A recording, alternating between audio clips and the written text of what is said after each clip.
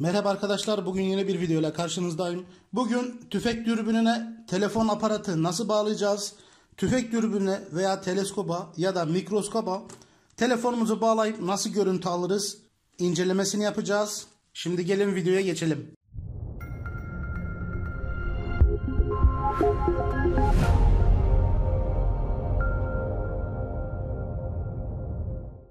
Yine şöyle elimde bir AliExpress paketi var. Bunu ben daha önce açtım tabii ki. Ürün güzel korumalı geldi. Hava baloncuklu korumalı falan geldi ürün AliExpress'te. Şöyle bir tane kutusu var. Şöyle elimde bir tane dürbün var. 6-24-50 Hatsan Flash 101 PSP tüfeği için dürbün. Şu anda tüfek yanımda değil. Onun da belki daha sonra incelemesini yaparım. Şimdi dürbünü şöyle kenara alalım. Kutu içeriğinden devam edelim.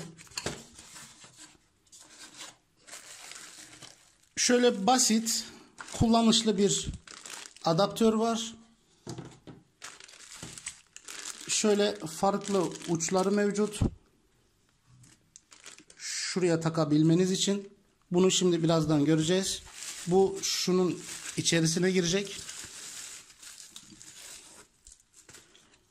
Şöyle bir tane adaptör var elimizde. Gayet basit, sağlam ve kullanışlı bir ürün.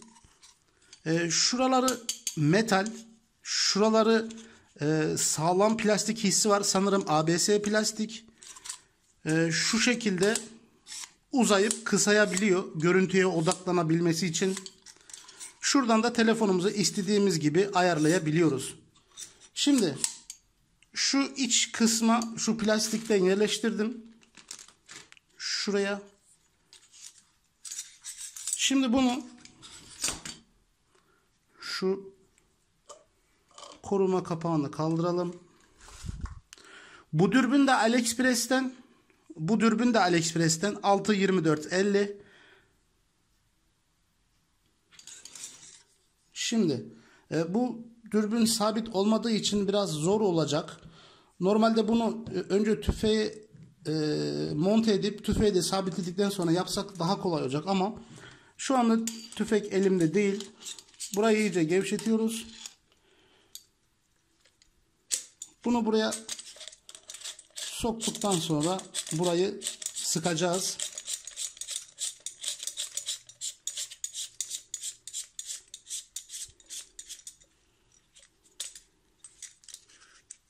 Şöyle düz olduğundan emin olalım. Şurayı iyice sıkalım. İşte biraz zor olacak bu benim için. Şu iki parçayı da tutup sıkmam gerekiyor normalde. Şurayı. Evet. Şurayı da telefon taktıktan sonra istediğimiz gibi ayarlayabiliriz. Arkasındaki vidaları gevşetelim. Şurayı şöyle gevşetelim. Açalım iyice. Evet. Ben şimdi buraya telefonu takacağım. Telefonu taktıktan sonra devam edeceğiz. Böyle bu şekilde buraya sabitliyoruz. %90 olarak ayarladım şöyle. Daha da iyi ayarlayabiliyoruz. Ama şu anda sadece görmek amaçlı örnek araçlı şöyle montajımızı yaptık. Şimdi gelin görüntüye bakalım. Şuradan şöyle biraz zoom yapalım. Şöyle zoom yaptık ve görüntü bayağı bir değişti. Keşke alanım daha geniş olsa, daha uzak mesafeleri yakınlaştırmak bu dürbünle mümkün. Orta seviyenin üstünde bir dürbün 6-24-50. Burada şu tüfeğin zoom'unu kullanmadan, tüfek zoom'u kullanmadan şu telefondan yaklaştırma, zoom yapabilmemiz çok güzel bir ayrıntı. Şu anda tüfek dürbüne zoom bile yapmadım. Şimdi şöyle şuradaki direği görüyoruz değil mi arkadaşlar? Bu direk böyle bu teleskobu sabitledim. Bu direk karşıda nerede? Evet. tam şurada arkadaşlar. Şu karşıdaki yolun ortasındaki kaldırım yolun ortasındaki direği görüyoruz değil mi? O şu an dürbünümüzün atış alanında. Şurada şöyle şurada görüktüğü gibi şurada daha iyi görüküyor. Evet, şurada. Dürbünümüz bu şekilde.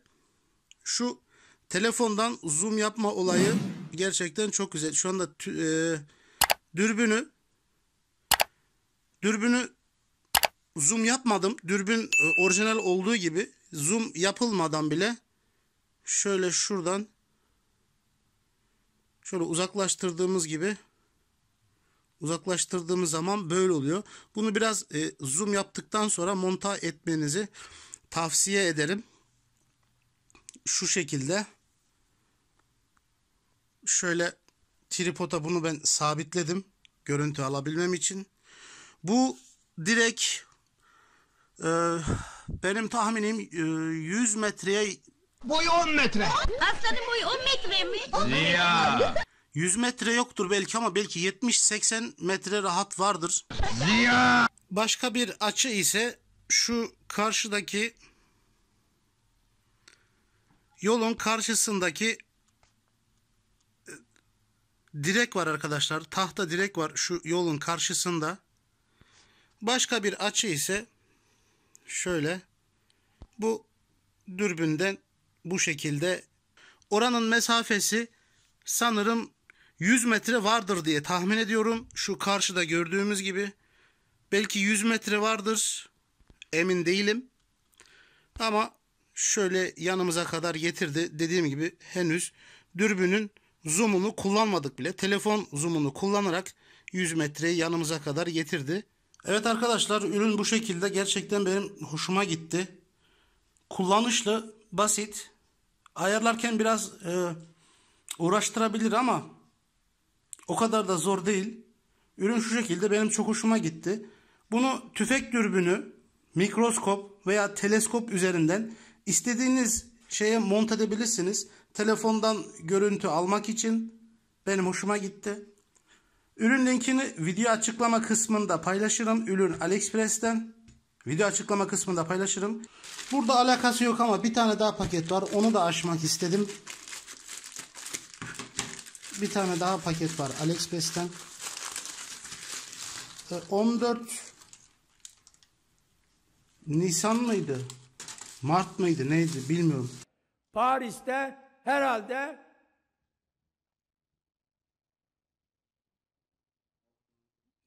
Paris'te birisi bir şeydi. AliExpress'te 14. yıl indirimleri vardı. Gerçekten güzel indirimler vardı. Kuponlar falan dağıtıldı. AliExpress 14. yılına özel bir indirim yaptı. Şöyle bir kamera aldım. Yi Home kamera. Bu 2K Pro. Bu da çok iyi bir fiyata gelmişti. Ne kadar gelmişti hatırlamıyorum ama bu da yine çok iyi bir fiyata gelmişti. 2K çözünürlüğü var. Bu gerçekten çok güzel bir ürün. Yani bunun bir farklı modelini kullanıyorum. Gerçekten çok iyi bir marka bu. Akıllı yapay zekaya sahipmiş. Bunu da sadece göstermek istedim. Şöyle işte. Bu da bu şekilde. İhtiyacı olan varsa bu markanın güvenlik kameralarını kesinlikle tavsiye ederim. Video beğendiyseniz like atmayı, kanalıma abone olmayı unutmayın. Bir dahaki videoda görüşmek üzere. İyi günler.